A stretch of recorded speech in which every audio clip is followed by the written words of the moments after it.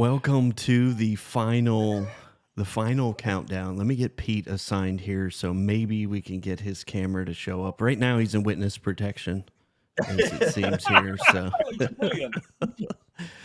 Just do it, Governor. Honest. we were joking pre-show that we lost you in the metaverse. So anyway, Definitely lost somewhere. It's like I could see the background light, but of your monitor behind you, but no front light. Have you got the voice change as well? That's what I said. He's going to go. I think Andrew still has that. He's going to go in witness protection this morning, and hey, there we go. Brilliant. And now he's frozen. Oh God, it's frozen again. He's bloody frozen. We have all kinds of fun today. We'll get there. You guys carry on. I'll figure this thing out. Technical problems. We can hear you, so you can contribute. So those of the folks listening on the podcast will get it. So, it looks like we are. Looks like LinkedIn's having a problem with comments today. So I see the YouTube comments. So I'm gonna have to tilt my head full sideways. So if you're joining us over on LinkedIn land, say what's up. If you're joining us on YouTube, say hello in the chat. Ask any questions, fire away. So, but yes, welcome to. This is going to be the last of the Not an MSP show for 2022. Can you believe that? 2 weeks left in the year. That's crazy. Crazy. Anyway, so this will be we're going to go out with a bang today and just talk about some of the things reflecting back on this year. And then we're also going to do some prognosticating as to what we think might appear on the scene in 2023. So we got Westaway IT joining us in the afternoon. Let me move comments around here, make those a little bigger. Westaway IT, we appreciate you hanging out with us today.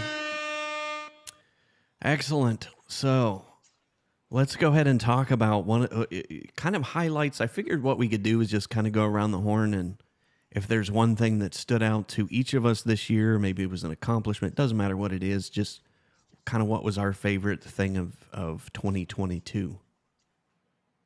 We'll do rock, paper, scissors. I win. Darkness beats everything. Good. Well, since you're into the darkness, Pete, you can go first. So. Oh God. Sorry, what were we talking about? I'm just still trying to figure out my. What was the highlight from 2022 for you? Whether personal, business, just anything in general. You're talking to a man pitched in darkness about highlights. Exactly. Is this like we're really rubbing in at this point? So yeah. Highlights for so many and so few at the same time. Highlights for me, I think, have just been obviously starting to meet a lot of people again. Now the world's started to open up. Actually, kind of getting out there. I love the Tech Tribe meetings. I'm about to dash off to one here in the South Coast this afternoon as well. But yeah, just being able to get back out there and actually meet people and do some real work. I'm doing like air quotes, but real work with real people. It's been good. And from a personal kind of objective for me, I've obviously been doing like little bits of coaching. I launched my video marketing course. I'm glad I got that going. We're going to do another one in January, hopefully, which will be really, really good. And I'm glad I've survived another year. That's probably it. Yeah. Amen to that. I think anytime anyone's asked me like what my growth aspirations and those kind of things, I've not been looking to grow or do anything like magical and achieve things. I just want to sustain what I've currently got, and certainly from like again personal goals and objectives, I managed to sustain it for a year. So what 1 year further, it's all good. Good. What about you, Richard? I think to echo what Pete said, it was brilliant to fully get back out there. Now, I can remember being on the road at the end of 2021. I did some speaking at the Acronis Summit in Schaffhausen in Switzerland and went to Amsterdam, but the world was still not fully open. And so this year it's been really good to get out on the road. I'm super, super proud of what we've achieved with, as Pete said, about the Tech Tribe local groups. That's something I was very much involved in. And with here in the UK, we've got those Tech Tribe local meetups. They're sprawling all over the place now. We've got in the southeast and the northeast, Edinburgh, Aberdeen, all over. So even though, like from a personal perspective, I've stepped down from the Tech Tribe business now to concentrate more on my own business, I'm really proud of what we've achieved there, and I think that's going to go on. And Nigel and I, when we first got together, we spoke about what a profound impact local peer groups had on my MSP business and his MSP business when we first started out in this industry. And I think that was something that's really missing, or was missing.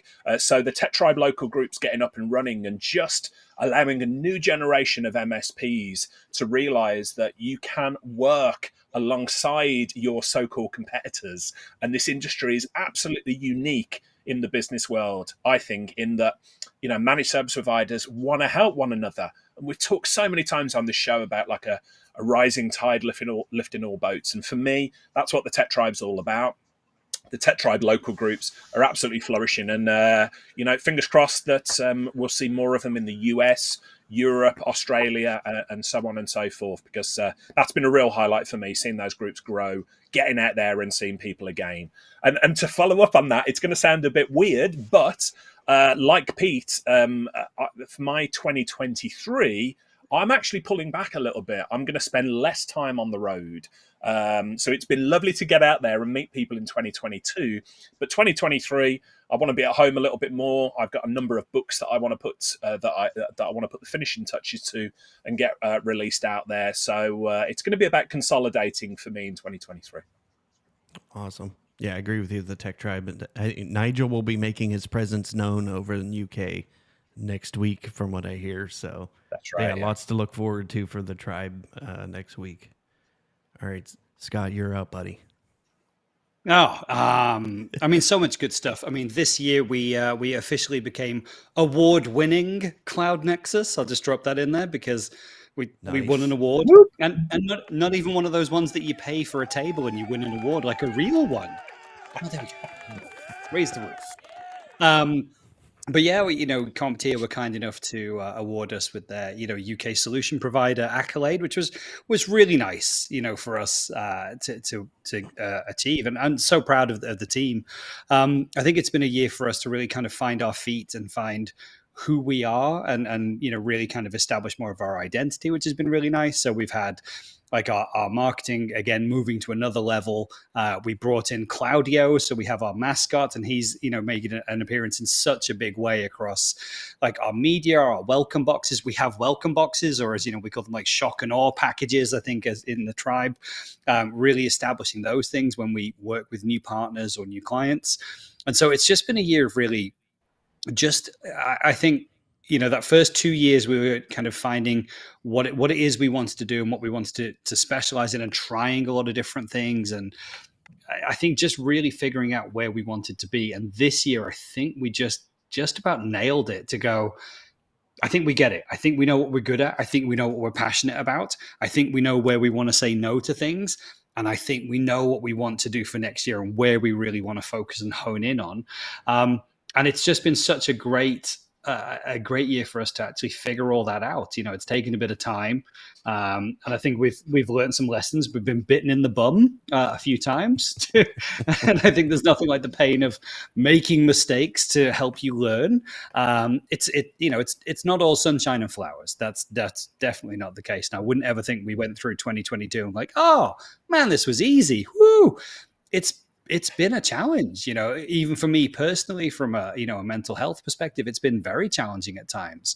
So sometimes, I'll say this because I imagine there's people who listen to the podcast or who are on live will see that you see the public face of everyone's social media and their LinkedIn, and you see them on stage and it's all big waves and smiles and it's all happy. But then like in the back room, there's like, crap, these guys haven't paid their bills. These guys haven't paid on time yet. We have bills going out, like the insurance is due, the tax is due. We have all these big outgoings, and you're like, oh, I've got to go and chase to get the cash in the bank to get that out. And, the stress of not making payroll, all of those things still happen, not month to month, but they do happen right throughout the year. And so again, just encourage everyone, because I speak to other MSPs and they're like, oh man, it's always going so great for you guys. And I'm really pleased. And like, yeah, that's the public perception of what, what we put out there. But, behind the scenes, there's still a lot of, paddling under the water and the graceful swan and all those analogies. There's still a lot of that happens. So as I look back on 2022, and I think, there's a load of stuff that we've done really well, but there's still lessons to learn for how to do things for next year as well. We've talked about it, I think, many times on this show about getting paid on time, getting paid in advance, those kind of things that help de-stress some of those areas, but also just really niching down. What is it we're good at? What do we want to be famous for? What do we invest our time and our effort, in learning? And how do we do that better next year? That's what I've taken away from this year. It's been a really good year. Yeah, I agree with you guys. It was kind of a highlight for me too, was getting back at the first conference I've been to pre-COVID.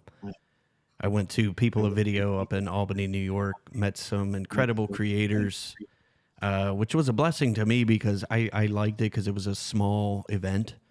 I think there was less than 100 people there. So, I got to meet, Tim Schmoyer, lots of great folks that I've been following and creating with. And that's what I'm looking forward to in 2023 is doing more collaborations with some of the people I got to meet in real life.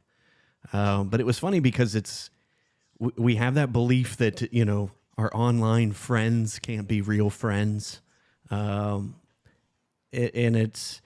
It was interesting to meet in real life with the people that we watch and how real they are. They've got the same struggles as we do. And I think that's what it enlightened me on was just exactly what you guys have talked about, which I have seen across a lot of spaces, not just in the IT space, in the creator space. A lot of people wanting to do less or just, really honing down on specific things. I think we've all kind of still trying to figure out this post-COVID world we live in. And I think, that's been the challenge is figuring out where do we want to spend our time? Who do we actually want to help? What do we enjoy doing? So for me, that's what I'm looking forward to in 2023. I'm going to be working with Doc Rock in January. So I'm just, there's tons and tons of things that I want to do in 2023 to just kind of push myself a little bit further while at the same time doing less. It's been a learning year for me. I'm a first time childless in, 18 years. My son left home this year and so empty nester. So that's kind of a weird feeling. My wife and I have just been kind of the last 4 months since he moved out. It's weird not to have somebody to look after. But anyway, I've been hearing that quite a bit, and I've seen the stress levels in the IT space are kind of at an all-time high. I personally have helped over a dozen IT companies transition out. Just because people want to do something a little bit different. It's the common theme that I'm hearing is this is not the same industry as it was when I started, 10 or 15 years ago. So I think a lot of people are reaching that crescendo of, okay, post-pandemic, is this something I really see myself doing in the next 3, 4, 5 years? So I'm seeing a lot of people say no to that. So Lee Wood joining us from Facebook land. Welcome, Lee. So let's do some prognosticating and some, magic 8-ball on 2023. We talked a little bit about what our plans are to a light extent for 2023. But what do we think about the IT industry? Just the world in general. Anybody want to go first for just what their predictions are for 2023? Plenty of predictions. Before we jump into that, I want to pick up on a thread that Pete mentioned, and I know Scott will probably agree with, and something you mentioned, Andrew. We talked about 2022 being the re-emergence of MSP events. And, I went to IT Nation and the CompTIA events and the Acronis Summit, and there was, fairly full houses there. So I think people have overcome that, that COVID reluctance to get out there and see one another again. What I would say for 2023, and this is sort of a prediction, but also an encouragement to the MSP industry, is that while you get a lot of value from going to IT conferences, MSP events, and my business was growing off the back of learning from people at those type of events and getting out there, there is so much value to be found for MSPs by going to non-IT events, marketing events, video conferences. I know, Pete, you flew across, was it Los Angeles? You flew across to there. Scott, I met up with Kaylee from your team at a marketing event up here in Newcastle. Andrew, you were talking about getting out there to like video events. I've been along to Marketed Live and Atomicon, other events here. Now, for anybody listening or watching to this and like, I've got no idea what those events are. This is where the value is to be found, because there are hardly any MSPs going to these events. And yet, what's the number one thing that people in the MSP industry say they haven't got the experience to do or can't find the time to do? It's marketing. So I'd encourage everybody listening, to have a look and see what are the events that are going on outside your normal sphere of comfort. What are the non-IT events that are going on out there? Because there is so much we can learn, not only as an industry, but as individuals, by observing how people in other industries go about their business. And the marketing industry is a brilliant one. Pete will tell you, and Scott will tell you, having gone to these events, and Andrew as well, there is some really, really smart people out there, and we can learn from them and bring that knowledge into the IT industry and get a leap ahead of our competitors. So I've been to a number of marketing conferences this year, learned so much myself. And I can count on one hand the number of IT businesses or even technology businesses that I've bumped into while I've been there. And it's going to be no surprise to anybody. Scott and Cloud Nexus were at the events. There's one or two other really cutting edge MSPs in the UK were at these events, but nobody else was there. And yet all the MSPs go to the same all the MSPs go to the same IT conferences, speak to the same vendors, see the same faces. That's great. I'm all for the MSP community as a whole, a massive advocate for it. But there's so much to be learned by going outside and going to other industry events, other conferences. So, it's not really prognostication here, Andrew, but that's a prediction that the top MSPs will start looking outside of the industry for inspiration and advice. And it's also an encouragement to anybody listening to this. Get out there and go to a few of the marketing events. I hope to see you there. Yeah, for sure. Robert Gibbons is joining us. Longtime supporter of all of our stuff. We appreciate Robert joining. His throwdown for there's plenty of opportunities for MSPs in 2023. So definitely agree with him there. But Lee said, events are great for spreading COVID amongst each other. I was just saying, so I spent time with Lee over in Orlando for IT Nation, and he was coughing and spluttering and things. And we just thought he got a cold. He'd got COVID, and poor bloke. So I'm really glad you're home. Lee had to stay in the USA for a few days after that. I mean, it wasn't the worst thing in the world, I should say, for Lee, because I know the apartment that he stayed in was beyond luxurious and that. So, and the Americans do food deliveries and grocery deliveries really, really well. So don't feel too sorry for him. But it's that's a tough one. We've all got to put up with COVID. He said he was you were just telling us.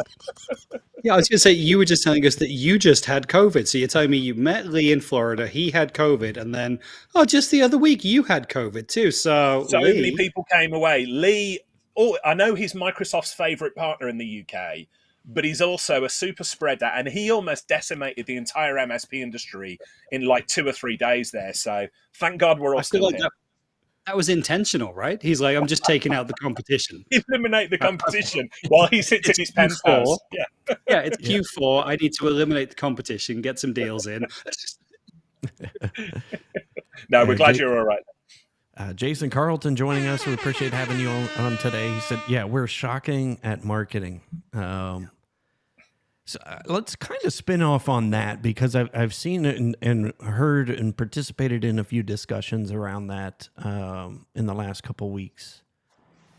And I think that this was, Robert definitely attributed that as well, Richard, to attending events outside the industry to get inspiration. What are some where do you guys think that needs to change? What do you think that the MSP sales and marketing process needs to shift to? Because I think we've seen the tried, haggard way of doing things for so long, and every time I turn around, there's a new company offering MSP marketing to MSPs. Like there was 3 that just popped up this week I'd never heard of. Right. But it's the same kind of cookie cutter messaging and sales process.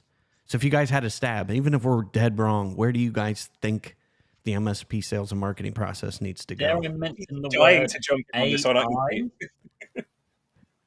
Feels horrible to say that, but I feel that AI, and particularly the new, obviously the chatbot that's obviously come out in the last week or so, everyone's going to start using that. You can write blog posts in seconds with that kind of chat AI bot. So I wonder if people are just going to use that as an opportunity to, rather than use like generic marketing services and outsourcing marketing, so to speak, that they'll just throw an idea into the chat bot, copy and paste it onto the website, not probably pay much attention to reading what it says maybe, and just throwing it up online just to see how it works. There was an interesting one by Marques Brownie, MKBHD, put a video out about the chatbot and said that it always gets something wrong. So even when you're doing like spec comparisons, it would pick like a last year spec to compare against this year's spec and get it slightly wrong. So it makes me think that if it's doing that to like a very clear, there's definitely stuff out there online that tells the truth. That I'm sure it's going to make plenty of mistakes on MSPs type content as well. But it's very easy to come up with like title ideas, inspiration, content, checklists. I mean, you can tell the thing to tell you how to build a PC and just give you a step-by-step guide for how to build it, which components to use.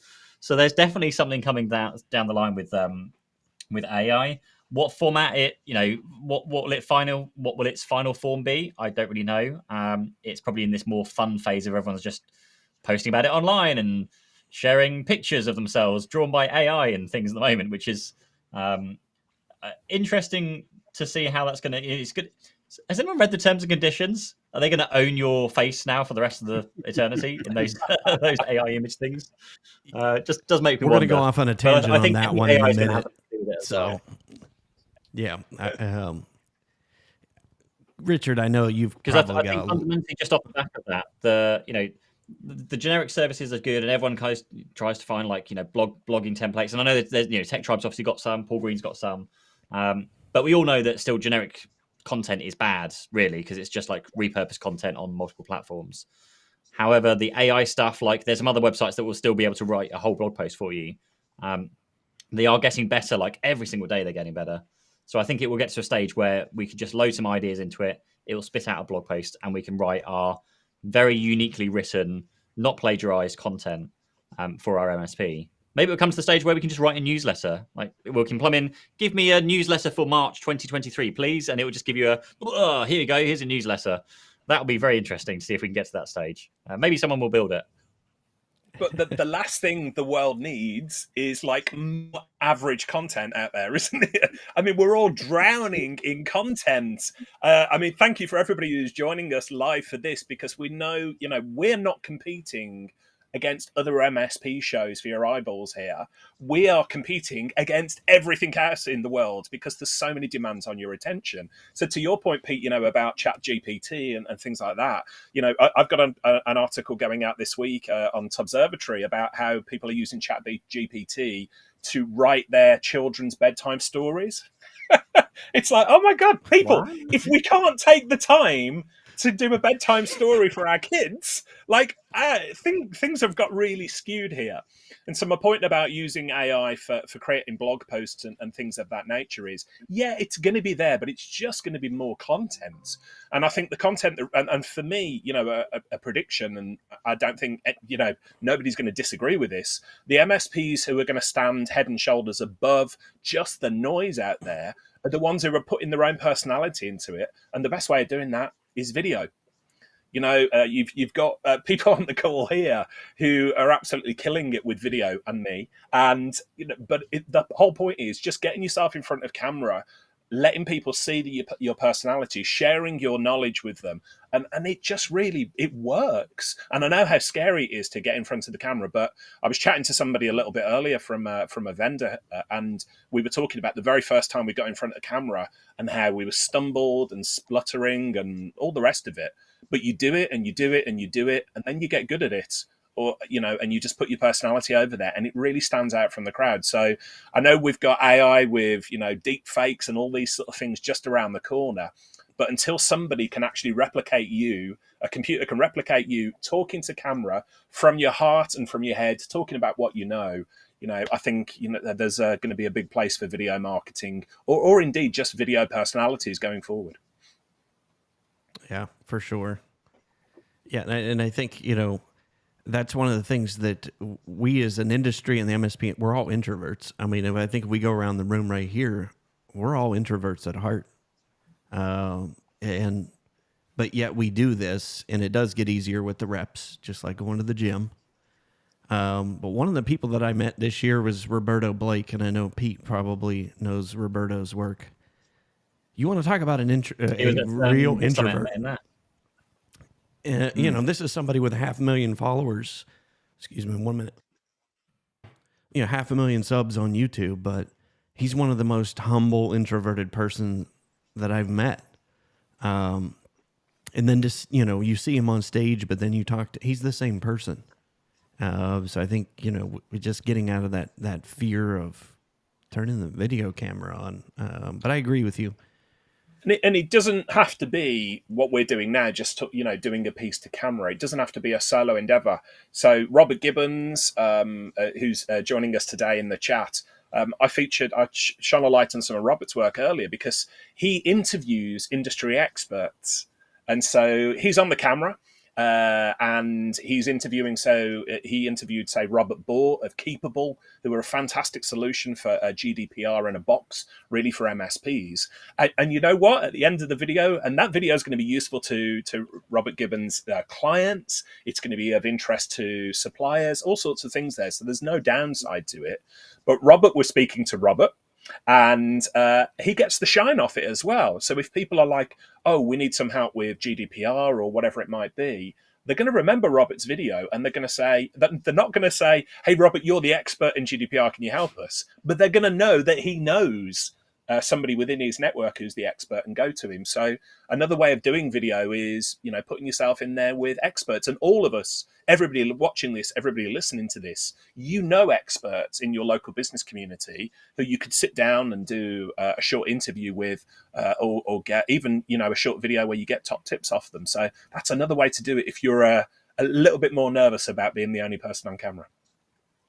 Yeah, and I know that was one of the ideas that I swiped from a friend of mine, Satima Fowler. She did that. Her company was Rochester IT, which became Iconic, which I forget who bought them, but I got that idea from her a decade ago. She was doing that, and it was great because she would go out and interview somebody, and some of that stuff would get picked up on the news. And, she benefited, and it was not necessarily around technology. She would just interview business leaders in her community. I think she even set up a web, rochesterrockstars.com, and that's where she would just feature all of those videos. But it was great. It was a great way to know her. It was a great way for her to feature businesses, whether they're her clients or not. So, yeah, steal that idea. That is a great idea, Richard. Just to throw this out here as well, because this came through. I don't know if people run YouTube channels, they would have got their year-end review email come through this week, and It fascinated me that I don't know if you can see that very well, but the most watched live stream. I don't know if you can make it full screen. There you go. The most watched live stream on my channel, considering I've not live streamed on my channel this year at all, was one that I was uploaded about 4 years ago, which was a how to complete the Cyber Essentials basic questionnaire. And it had 507 views this year. So that's 507 people that have watched a 4-year-old video that's no longer correct because it's now out of date about how to fill in their Cyber Essentials questionnaire. Now, this is the kind of thing that I always think, and if you're like a cybersecurity professional or expert or advisor, just make that live stream or shoot the video of you just sitting down and going, question number 1 is this. This is how you answer that question. This is, the things that might cause you to give it one answer over another answer. Just basically run through the entire questionnaire. Yes, it might take you an hour, but 500 people have watched me actually interview someone else and get someone else to tell me how to fill it out for an hour on a live stream that I didn't even shoot this year. So just things like that from a content perspective can work really well. And it shows there's demand for it. And the fact they're watching a 4-year-old version means that people need to make the new version and upload it so there's better things to watch. You shouldn't be watching my 4-year-old version. You should be watching someone else's much better version of the right questionnaire. Yeah, for sure. But yeah, it'll be interesting to see where marketing goes. Jason Carlton said it's pitching content with a non-tech geek talk. And I agree with you, Richard. That's, I think that's one of the things where your video presence has taken off, Pete, is your personality is there. And then just getting the reps in there, people come back for that personality, and it's allowed you to branch into other things. We see, since you're out of IT, what you're doing now just spawned a completely different world for you. And I think that is the fascinating thing with what we see is there may be something that you want to do on the side or something that you want to do in place of what you're doing right now, but start with what you know. And that's where you did. You started with what you knew with your IT business. And then when you sold it, you're doing something different, completely different, but yet the same. But again, it's just people connect with people. So I'll throw something else out there because we're talking about future, what future predictions for next year. Off the back of what you said, Andrew, where you've helped, a dozen people or so basically get out of their businesses and exit them this year and move on to other things. I think we're going to see a lot more of the similar thing next year. Obviously we're all seeing acquisitions and the big vendors being swallowed up by other vendors and those kind of things. But I think from I think certainly next year is the only really real year I've come around to and gone, okay, what's coming next year? Because we know something not good is going to happen. Like we've had so many years of it nowadays where it's been, COVID, we've had the war, we've had the energy crisis, we've had something every single year that's come up against. And now it's just, what's next? Like, what battle are we going to have to fight next year for something that doesn't exist today? Something's going to come out of the woodwork and us have to fight against it. That makes it really, really difficult for us as business owners to run our businesses.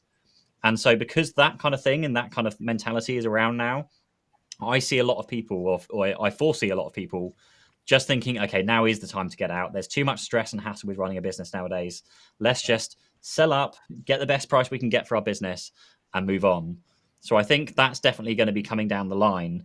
Not really down the line. It's probably still happening now, but just really a reminder for that. Even if you aren't thinking of selling or aren't there yet, keep that in mind with your business today of like how you're structuring it, keeping an eye on your EBITDA and tracking your profit and your costs and all those things so that if the day does come where you kind of wake up and go, oh, today's the day we're going to sell, you're fully prepared already. Something that I really, really did not do is I was not prepared to sell. I was still of the mind that I'm going to do this until I'm old and retired. And then all of a sudden it became very quick and apparent that today's the day I just want to sell the business today. And I didn't do all the stuff that I tell all my clients that they should be doing. But had I have done, I would have been much more prepared, would have probably got a much better price out of the situation as well. Prepared my staff, prepared everyone else around me a bit better, rather than just kind of having it off, off a bit of a whim. But I think just knowing that, even if you have no plans to sell whatsoever, put those plans in place and track them as well. So you're making like a noticeable improvement to like your EBITDA every single month. You're tracking your profit, tracking your costs, and doing all those things. Yeah, definitely see that.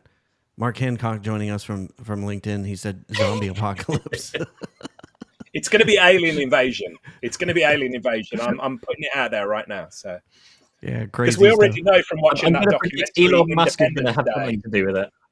We already know from watching Independence Day that the aliens use IP because you can infect them with viruses, their ship and stuff. And I think that was a documentary. So it's the next big thing. Yeah. Lee said in the 90s were amazing. We only had to worry about the ozone layer back then. So I would kind of want to touch. Right? Because go ahead, Pete. Oh, sorry, go on, Andrew. I was going to say very quickly. It's scary though because every time I listen to the news every morning, it's like inflation's at a 40-year high, and it's like that's older than me. Like we've never literally lived through this time where inflation has been as high as it is. So basically, nobody knows what's going to happen because it's never happened before in our lifetime, certainly my lifetime. So it's quite scary. Speak for yourself. So there's a tip I would give, and again, this is not prognostication, but again, some advice for 2023. We've alluded to the mental health thing. We've alluded to stress levels going up. We've alluded to the fact that the world is a scarier place than ever. Don't watch the news. Don't spend time absorbing that type of information because, you know, we all understand the way the MSP industry works. The news industry works off scaring the wits out of us and then keeping us coming back for more. So, you know, one of the things I would say from a mental health perspective is, you know, I turn the radio off when the news comes on. I don't watch the news. I don't read newspapers. Don't go to news websites. And it's not because I'm trying to be ignorant of what's going on in the world, because of course it's important. But if you go to any of these news sites, you will literally think the sky is falling in. You know, because they are saying, you know, breaking news, inflation at this level. What does that mean right here and right now? Because as MSP owners, we need to do what we do, and we need to do it really well, and we need to do that consistently. So back to Pete's point about, you know, people getting out of their businesses and being prepared for it. The best thing that you can do, even if you're not considering selling your MSP, is getting information out of your head, getting it down into documentation, building systems and processes. Get yourself, as I quoted Scott in my MSP Insights email this week. Scott, you famously say, I'm trying to make myself pointless within my own business. Useless. Get it right. Useless. Oh my goodness. Useless. Pointless. Sorry. I said you were pointless, not useless. How dare I get it wrong? But the point, you know, joking aside, the point is, everybody, every MSP owner needs to get to the stage where the business can run without them. And sometimes it will be through necessity, you know, COVID and illness, other things that we've talked about. And sometimes it will be because, you know, you've reached that point, as Pete said, where one day you get up and go, I don't want to do this anymore. And that's what happened to me. That's what's happened in Pete's, business as well. You just want to, you get out of it. And you can do that a lot easier if you are not carrying that information in your head and it's down in systems and processes and documentation for people. Yeah, and I think, you know, the first thing that I see when I work with folks is it's a level of self-confidence and kind of embarrassment that people have, and it's kind of weird when they are contemplating getting out. It's because they feel it's some failure of them as a person, as a business owner. You know, I couldn't see this through. And it's really not. That's the hardest part that I have with people, is convincing them that that's not the case. Your business is not you. Your business shouldn't make up your self-worth. They're two different things. Your business is a product, and that's separate from you. So allowing them to make that transition. So if you're listening to this and you're contemplating that, that's the hardest thing to get over. There is no failure in getting out. And to me, it makes the most logical sense. There's so many other things that we can do with that knowledge that we have as an IT business owner. And I'll be honest, I run a lot of businesses since 8 years old. Being an MSP was by far the hardest thing I've ever done. That is the hardest business I've ever run. And I've started stuff from ground up doing construction. You know, I have a car background. So, you know, doing building construction to hiring people to grand openings, all of that. Like, I've done multiple things, and by far the IT industry was the hardest thing to manage. Like, it is so much easier to manage any other business than that. So it is not failure. So if you're thinking that, you're feeling that, and you've been contemplating that for a while, I think you just toss that aside and, you know, do what's necessary for you, not anybody else. And I think that's where we, especially again, that introverted MSP space, that we're so attached to our businesses that we feel that we are a complete failure if we want to get out. So, and I think I think from like a. Sorry, Scott. I was going to say, I was just going to back your point, which is when people get to that space, the thought of then trying to sell the business is even harder because they're not prepared. So they've reached that crisis point saying, this isn't for me. I can't deal with this and I can't cope with this. And I need to get out. Oh, but getting out looks like an absolute nightmare and I don't know where to start and I don't know how to begin. And I think, hindsight's a lovely thing, but if you can, consistently plan in mind with, to my point, I'd always like to try and make myself useless in the business. What does that mean? Well, it means that I systemize, I automate, I delegate, I make sure that I can step back from operations. Because again, those player manager roles, they're not taking the weekends, they're not spending time with the family, they're not booking in the holidays.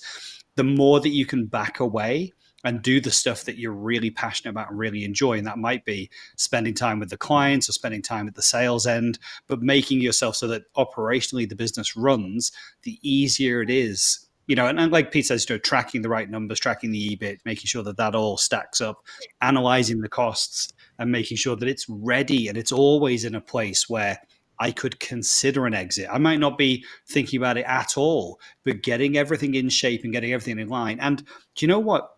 The best thing that might happen is that you get the business in such a state that it is really, it's making great margin. Your EBIT numbers look great. Your customer retention stats are fantastic. You have customers in long-term contracts. You have a great product portfolio. It's actually really valuable, but you don't do anything anymore because you've stepped back so much. And so it's generating money and it's paying you. You might choose not to sell because you could have your time to go and do something else and have this business that runs here that pays you for something. But at some stage you might just say, hey, no, now it is time to sell that business because I've found a passion in something else and I don't want the distraction of even just the little bit of leftover running of this business. But it all starts by you getting ready and thinking at some point this is going to happen. This isn't my lifelong business. I don't want to do this in 20, 30 years. I don't want to do this in 10 years. You've got to be thinking not when it's going to happen, but just getting everything ready now. Start now. Start that planning. If you're not even getting those numbers in play, if you look at your finance system or your ConnectWise and you're not tracking cost of sale against every single item so that you can pull out all your different service items and pull out a multiple and an enterprise value, start doing that because it will really open your eyes to seeing, what do I need to focus on? What services do we need to improve? Do we need to get customers in longer contracts? Do we need to sell more high margin services? Do I need to cut costs in some areas? It'll just get you focusing on running a really lean operation with great margins and good customer stickiness that is a saleable asset. And so the sooner you start that, the more ready you'll be for a sale when and if you think that it's the right time for you. Yeah, for sure. I've seen people like, hopefully he doesn't mind me mentioning his name, but Joe Burns on LinkedIn as well, where he used to run an MSP. He sold the MSP and basically put the money into then running a new MSP. That kind of thing can work really well because if you spent your 10 years, whatever it is, growing your MSP, you've kind of grown up with all the bumps and scrapes and all the lessons you've learned along the way. It can actually be quite good if you can obviously get the deal kind of built right, where you can sell. You can obviously take some time off and enjoy yourself and relax for a little bit, and then go start up another one and start one with all of those mistakes that you've learned kind of prefixed. You hire the right staff, you get the right clients, you build all the processes and procedures in place. So I've seen a lot of, certainly with Joe and a few other people, that, being very successful by doing that. And in fact, I think it was, I think it took him like maybe a 2 or 3 years. I think he's in year 3 now, where he's actually grown it, beyond $1 million revenue in 3 years. Whereas previously, much like me, my first business was like, 6 or 7 years to get to that first million, I think it was. So you can learn a lot from running your MSP. But I think there's also, going back to Andrew's point there as well, of like, there's a lot to be said of actually being, whether it's brave enough or not taking it as a negative for you to just go and sell, because it's not a negative point of you going to sell. Like selling, the guy that took me through my exit was like, this is like your day. Like, we're working towards your celebratory day when you go and achieve the exit. You sell your business and you can celebrate and have a party. That's like what we were all working towards. And then once you do get over that, now it's like, okay, now I've got a bit of breathing space. Do I want to do it again? Yes. Okay. Now I'm going to go in and I'm going to hire those people because I know they do a job. I'm going to get those clients because I know they're good clients. You can do all the things right. And I think there's a lot to be said for that. Yeah, definitely multiple ways. And I think that there's a lot of folks that are techs at heart. And again, there's nothing wrong with that. I would love to see. I've encouraged that, people that I've coached. Hey, why don't you guys combine businesses? You both love tech, but you're good at different things. I mean, that's another possibility that people have. But too many people are in that place where they feel stuck, like they can't do anything, Right. and that they're just stuck with an animal that they created that they can't manage anymore. But yeah, I think that I totally agree. I see that coming down the pike. I see much more of that. Jason Carlton said, "Yeah, who wants to buy an MSP?" So. I can tell you, Jason, actually, there is barely a week that doesn't go by when I don't either have another MSP or investors getting in touch with me and saying, hey, can you recommend any MSPs for sale or might be open for sale in this geographic area? I had one this week looking for MSPs in the London area between $250,000 and £1 million pounds in turnover. And so, there's lots of people out there. As Pete said earlier, as Scott said earlier, 2023 is going to be the year where you see a lot more of these acquisitions, a lot more of this consolidation. And it's the nature of the industry. It's always been such. So, so Jason, I know you asked that in jest, who wants to buy an MSP? There are loads of people out there with the money and want to hoover up the MSPs, the ones that are in a good shape there, ready to be sold. Yeah, for sure. If you see any with around 5 million in cash just sitting around, Richard, point them my way. No worries, I'll just lob them over. Yeah. I think that's. I'm going to throw this caveat in there as far as expectation levels as to selling an MSP. Oh wow, yeah. I think there's wild expectations of what your business is actually worth. So let me just preface that nobody is retiring and buying an island somewhere. It's 10 times revenue, right? Just 10 times revenue. Dead easy calculations. Yeah, my accountant told me it was 3.5 times revenue. So yeah, I can definitely. Yeah, so just, it's kind of one of those, college football players, how many of them actually make the pros? That's kind of how the IT industry is. Like, it's not the type of industry that if you're turning $1 million or 5 million, that you're going to sell a business and not do anything for the rest of your life. You're not, it's just, that's the reality of it. I mean, you look at Gary One thing I Pica. would say about valuations, because everyone gets swept up in everyone's just working their ass. Like Scott's working his ass off and hoping and praying and for this future when someone gives him the 5 million quid in cash. The thing that I would definitely suggest for everyone throughout next year is find what your number is, because that's the thing that did it for me. I don't know about you guys, but I sat down one night and went, okay, what is my number? What's the thing that would make me walk away?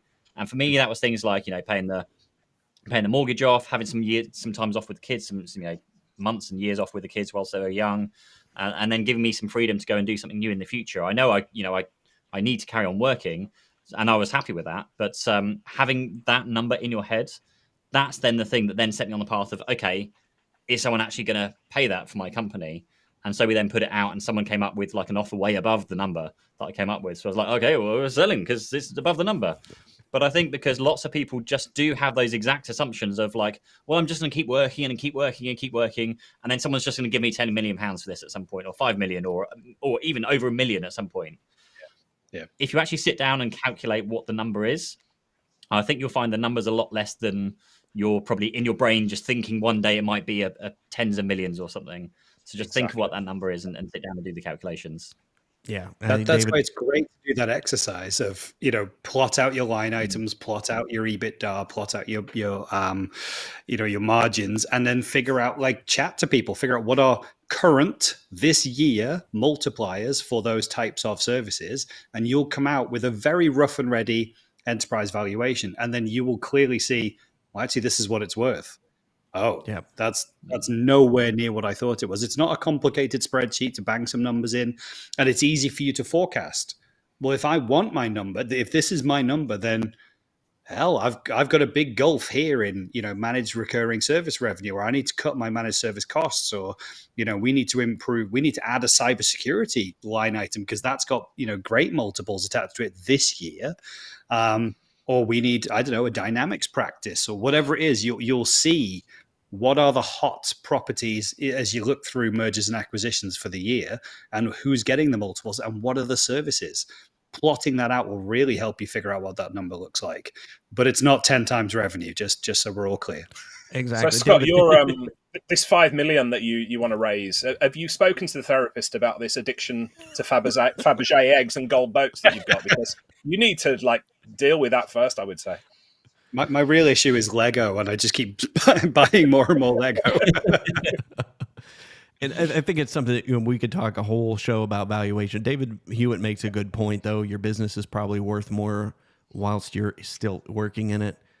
Exactly. So, and I just want to preface that too, that can be a liability. If you're if you are the reason the business exists, that can actually be a liability for somebody coming in and purchasing you.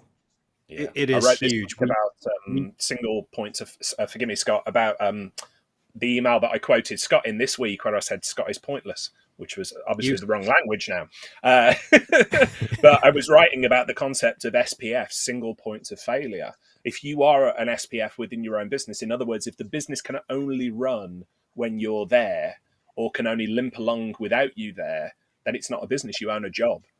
And so you've got to make yourself useless within your own business. The business needs to be able to run without you. You need to build intellectual property that somebody else can come in and say, yeah, we're going to buy that off you. And thanks, Pete, Scott, Andrew, Richard, we don't need you in the business anymore because it can run without you. Because otherwise, if you are attached within the business, it becomes a really difficult, situation where you've sold the business to somebody else and you're still working within it. It's not insurmountable, as Lee Wood though said in the comments.